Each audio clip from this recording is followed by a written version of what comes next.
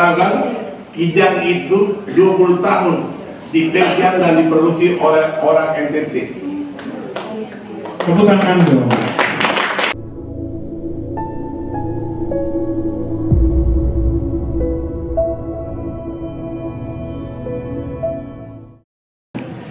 Kita kembali lagi ke ruangan ini. Jadi malam hari ini seorang sahabat kita, seperti tadi saya bilang, kelasnya bukan kaleng-kaleng. Selaku pegiat sektor swasta, pelaku usaha, jaringan usahanya itu seluas Nusantara, menyediakan kursi sofa untuk bioskop, untuk gereja, untuk semua jaringan-jaringan yang ada. Tapi Bapak Ibu, kita hanya bisa mengenal itu dari orang lain karena beliau sendiri kan jarang menceritakan. Bukti seseorang yang sangat rendah hati. Kita sambut Bung Jebo. Selamat malam. Apa kabar? Beliau ini orang Belu atau buah, jadi kalau apa kabar kita menyampaikan dia teriaknya lain. Iya. Tidak. Bapak Ibu tepuk tangan dulu dong, Bung Jebo. Silakan. Belu Melaka ya? Bagaimana? Melaka, kampungnya Melaka.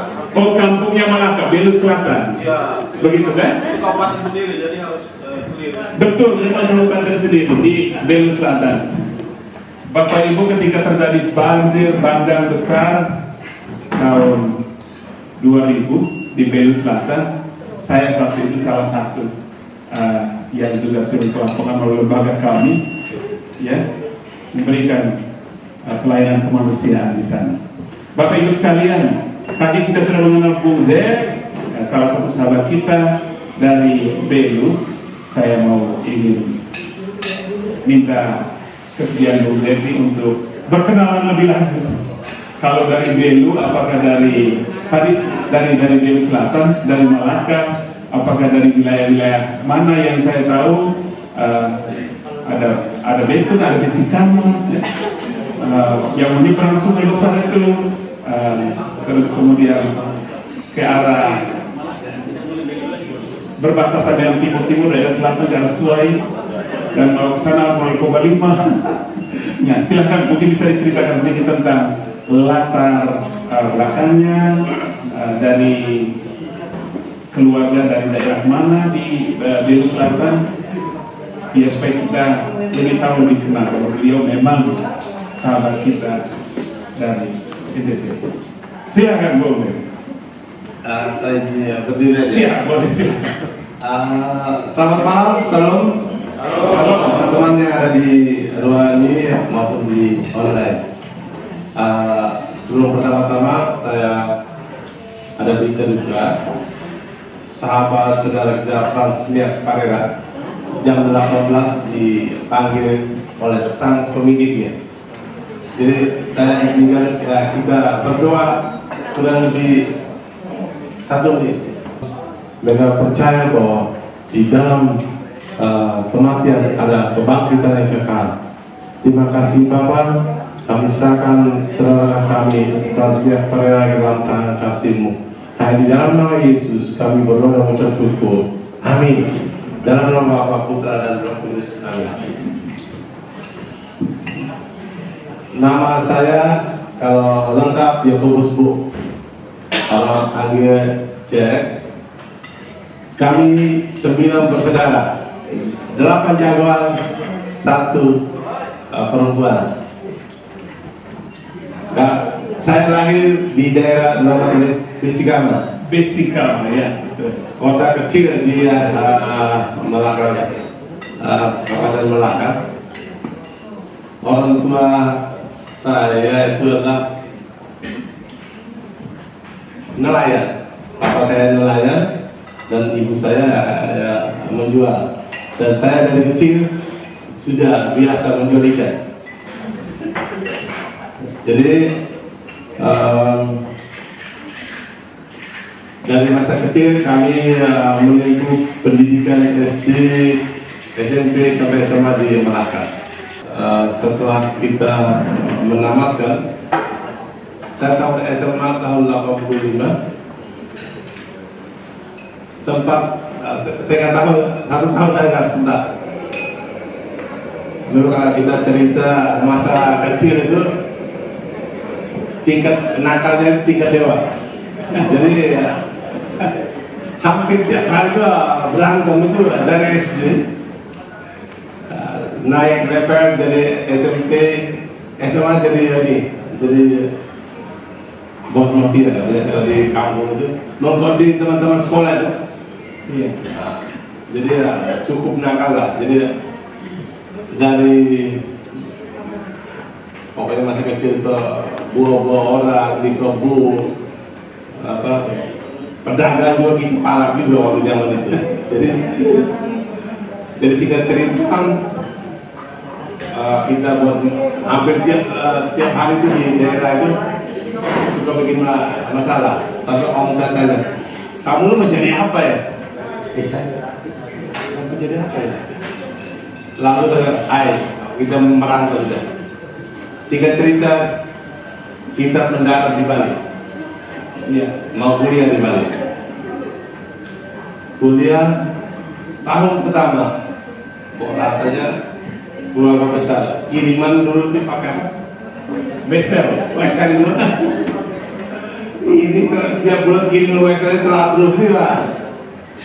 Lebih baik sedang banyak saudara katakan kalian yang rajin belajar biar kalian sekolah aja, kami mau jadi kerja aja.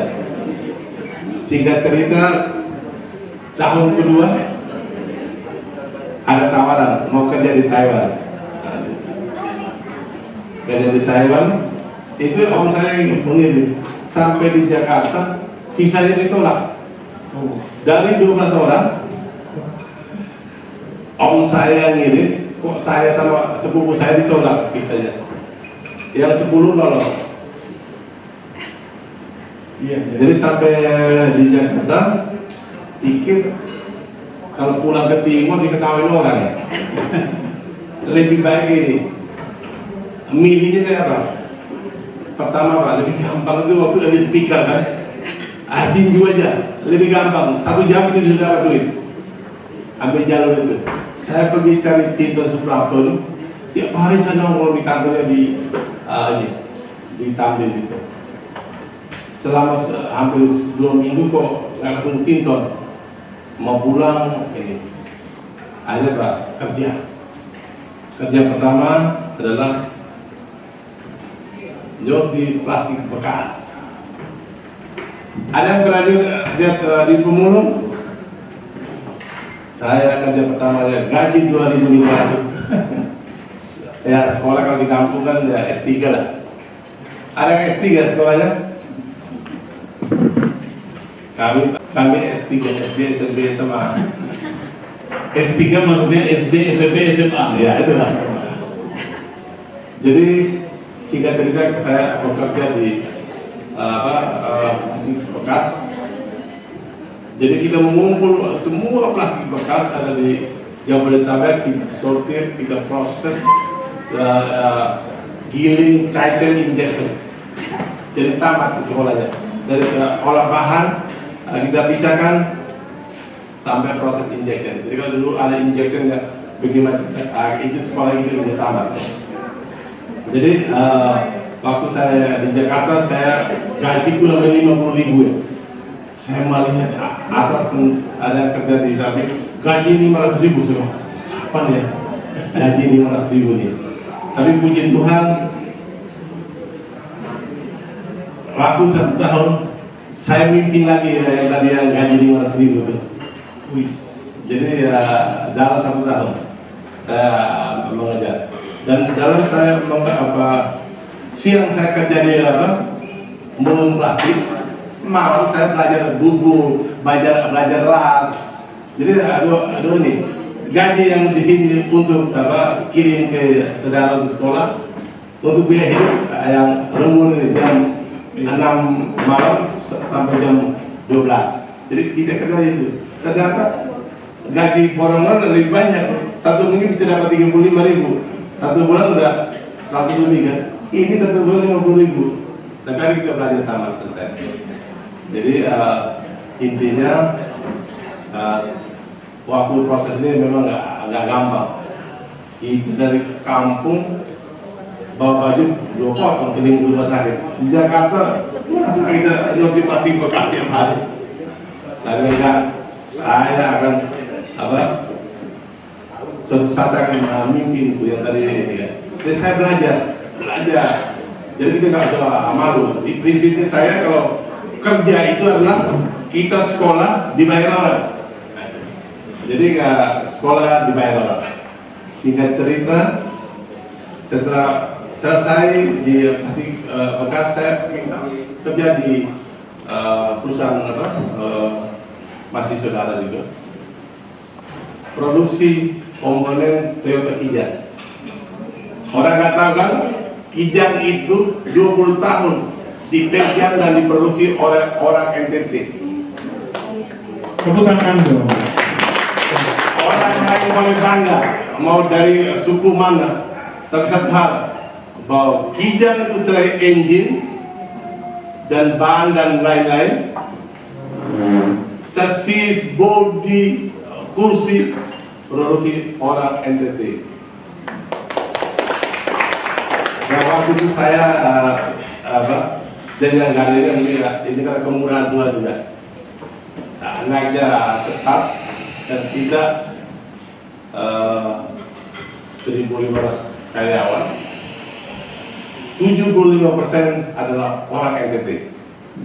Dari buta huruf sampai yang mempunyai jasa, dan semua masuk di perusahaan itu nggak ada tes. Orang NTT masuk aja. Dia mau butuh huruf atau apa masuk. Jadi sampai suatu saat kalau bilang, Bapak nggak takut ya? Ini orang Ambon semua, saya ini pawangnya. Jadi hampir 20 tahun saya bekerja di otomotif di Toyota. Kita supply Toyota itu 20 tahun. Dari generasi Kijang Komando 125, 670, 510 Kijang kapsul. Jadi kalau orang tahu bahwa Kijang itu adalah hasil pegangan tangan orang NTT. Dari situ saya setelah bekerja di perusahaan itu saya resign. Memang secara gaji, semua fasilitas saya dapat.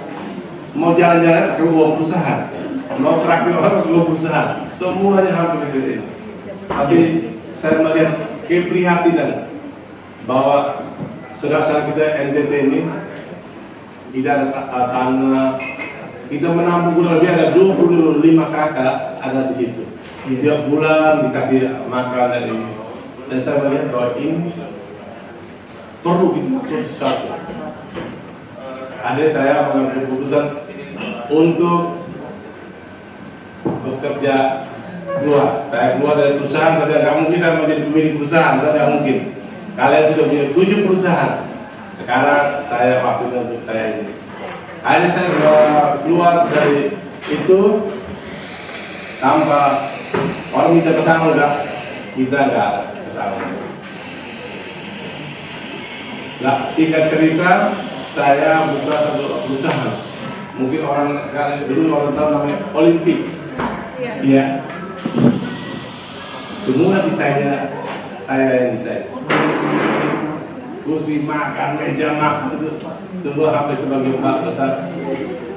Ya kita desain hampir tiap 6 bulan. Pada saya orang arsitek bukan apa enggak. Karena apa? Orang modal ini Otodidak. Jadi kita bisa bikin semua juga apa? Ya intinya kalau kita orang yang datang ke kuda, pulang harus jadi orang. Iya. Jangan datang ke kuda, pulang ke kuda, diketahui orang itu. Jadi datang ke kuda, pulang jadi orang. Tidak pernah saya pulang. 7 tahun saya nggak pernah pulang. Tapi apa kalau saya tidak berhasil, saya tidak akan pulang. Lebih pulang lama. Iya. Itu saya sudah ini. Jadi kurang lebih seperti itu sebenarnya. perjalanan kerja.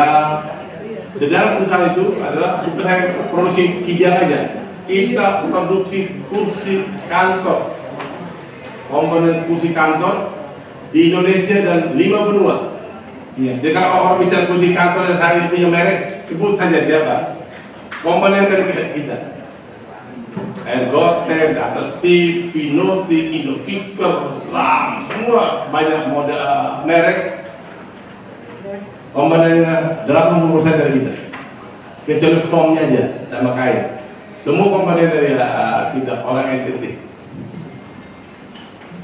Jadi dan di dalam itu hampir 20 tahun saya bekerja sama di perusahaan lain. Selalu saya utamakan adalah loyal. Kita kalau bekerja itu harus loyal, sungguh-sungguh. Jadi hampir 20 tahun saya bekerja, masuk duluan, pulang paling terakhir. Itu kenapa? Kita saya sekolah digaji orang, berarti saya harus lebih sungguh-sungguh. Berikan apa yang saya punya, saya 100% untuk berusaha. Itu saya lakukan dan hampir 1000-an orang NTT ada di dalam itu. Jadi sebenarnya saya juga bingung juga waktu Pak Dong suruh saya ke Saktiran. Sebenarnya saya nggak punya apa-apa. Semua karena kemurahan Tuhan aja. Kita jalan bersama Tuhan dan Tuhan bukakan jalan. Sampai kita berjalan istilah Tuhan ada di depan kita, hanya ngikutin jalannya aja.